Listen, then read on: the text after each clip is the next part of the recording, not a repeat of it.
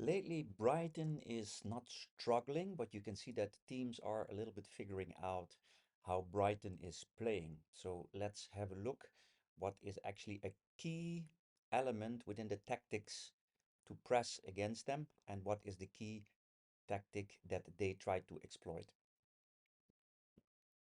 You see here Brighton in the red team basically always dropping in two midfielders to connect. The opponent team try to press and you get basically a 7 versus 6. So there's always one spare player in order to make the build up happen. That is one. 7 versus 6. Two, wingers playing very high and basically you see center backs marking forward. You create two false nines and they mark forward and you create in the back basically 4 versus 4 or 1v1. That is, of course, is dangerous. Now, previously, you saw many times that one of the center backs would stay and already have an extra player in the midfield here that they would try to exploit. Now, back to this situation that most teams doing now to press. So the moment the press is coming, they will try to find the free player and then they will get into the midfield.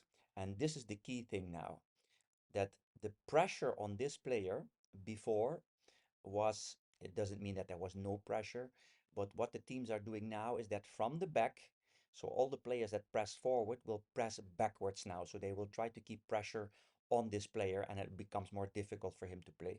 So let's have first a look at the full tactics. High block press from Liverpool here. Wingers playing very high of Brighton. One of the midfielder drops in, creating basically two false nine, two center backs stepping in, creating that gap. And they set up the 1-2 and they try to find this player in the midfield. So the pressure on this player, this is the key thing. Now, if there's no pressure on this player, what used to happen before, he would carry the ball and then they would try to find the wingers either in through pass or a deep play. But this is the tactic. Now you see Liverpool giving good pressure backwards. Even Van Dijk steps in, and we'll see that in the next clip. We will repeat it how that is played out. So the pressure on the player on the midfield, that is the key thing. So let's have a look. Same clip, just a little bit different graphics, where you can see um, the 4 versus 4, center back stepping in, creating that gap, 4 versus 4, 1v1, 7 versus 6. So there's always one spare player, and they will try to find that. A very short play, short pass. So the moment this pass is played, as I said, it's key that the pressure gets on this player. If there's no pressure on him, they will find the tactics to go forward. He will carry the ball forward and try to look for the wingers getting into those gaps.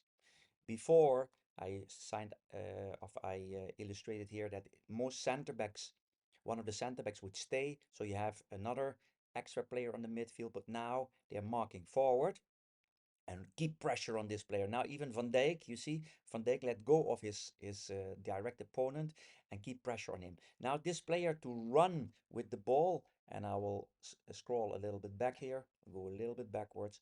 So to play a pass under this full pressure is very difficult. So the key thing is to keep the pressure on the player that was found within the build-up in the midfield. And how to do that. This is an example. Man City also did that in the same way, but now it's up to Brighton again to find a new solution for that. Hopefully that looked very clear to you, and maybe you can even use it for your own tactical setup, either pressure, pressuring, or how you make a build up. Thank you.